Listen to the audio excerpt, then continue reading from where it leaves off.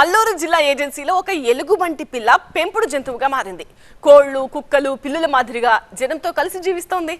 అమాయక గిరిజనులతో ఆడుతూ పాడుతూ మంచిగా ఎంజాయ్ చేస్తోంది. కనిపిస్తేనే కంగారు పడే పరిస్థితుల్లో కుటుంబంలో ఒకరిగా మారిపోయింది. అంతేకాదు పగలైనా రాత్రైనా పొలానికి వెళ్ళినా అడవికి వెళ్ళినా నిత్యం వారితోనే ఉండి తీరాల్సిందే. కానీ చట్టం ఎంట్రీ అయింది.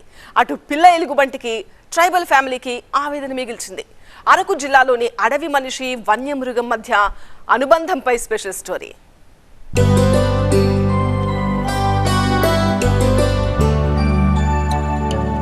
ఇదిగో ఇదే ఆ పిల్ల ఎలుగుబంటి. ముద్దు ముద్దుగా ఉంది కదా. అవును, అడవి జంతువు అయినా చూడముచ్చటగా ఉన్న ఈ బేబీ బీర్ ఆ అడవి మనుషులతోనే కలిసిపోయి అనుబంధాన్ని పెంచుకుంది.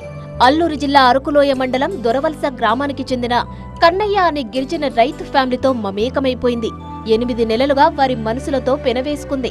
ఆప్యాయత, అనురాగాలను పంచుకుంది.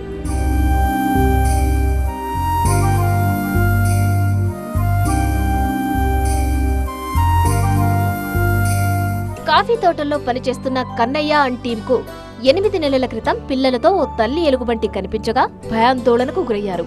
ఆ టెన్షన్లోనే అరుపులు కేకలు పెట్టగా పిల్లల ఎలుగుబంటి అడవిలోకి పరుగులు తీసింది. కాని ఓ బుజ్జి ఎలుగు మాత్రం తల్లి నుంచి వేరై దిగాలుగా చూస్తూ ఉండిపోవడంతో ఆ అడవి బిడ్డల మనసులను కదిలించింది. తల్లి కోసం బేలగా చూస్తూ ఉన్న ఆ పిల్ల ఎలుగుకు సపర్యాలు చేస్తూ కన్నయ్య ఇంటికి తెచ్చుకున్నాడు. అప్పటినుంచి పిల్ల ఎలుగును కంటికి రెప్పలా కాపాడుకుంటూ పెంచి పెద్దదాన్ని చేశాడు.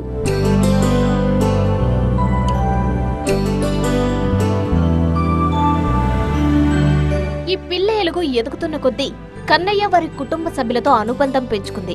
కన్నయ్య అడవిలోకి వెళ్లినప్పుడల్లా అతని వెంట వెళ్లేది. మళ్లీ ఇంటికి కూడా అలానే వచ్చేది.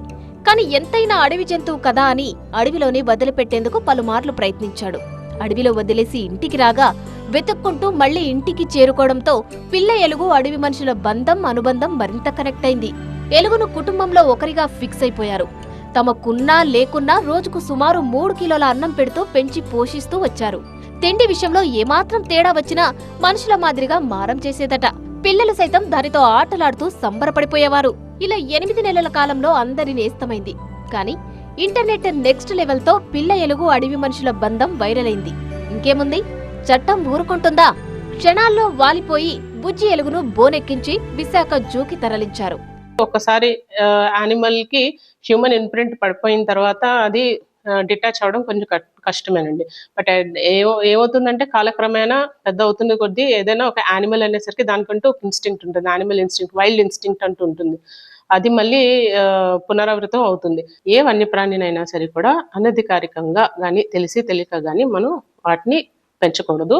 ఇది మన వైల్డ్ లైఫ్ ప్రొటెక్షన్ యాక్ట్ 1972 రీత్యా అది మన ఒక అఫెన్స్ కిందనే భావిస్తాము.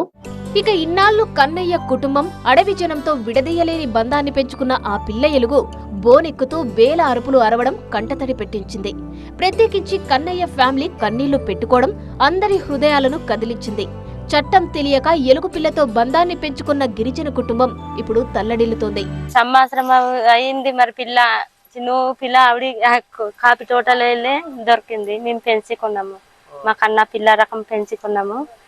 ఫారెస్ట్ లో వచ్చి తీసుకుని వెళ్ళారు. మరి ఏం చేస్తాం, మీది కదా అన్నట్టు అయ్యి తీసేసాం. మరి ఏం చేస్తాం, అది ఇంటికి ఇక్కడ ఉంచుకున్నా ఏం చేయాలేము కదా.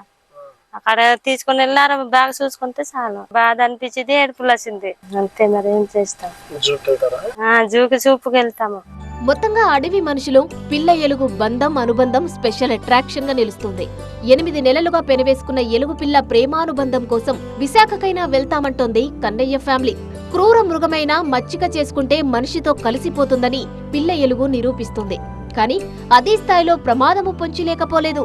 వన్యప్రాణులతో దోస్తీ అంత మంచిది కాదంటోంది అటవీ శాఖ.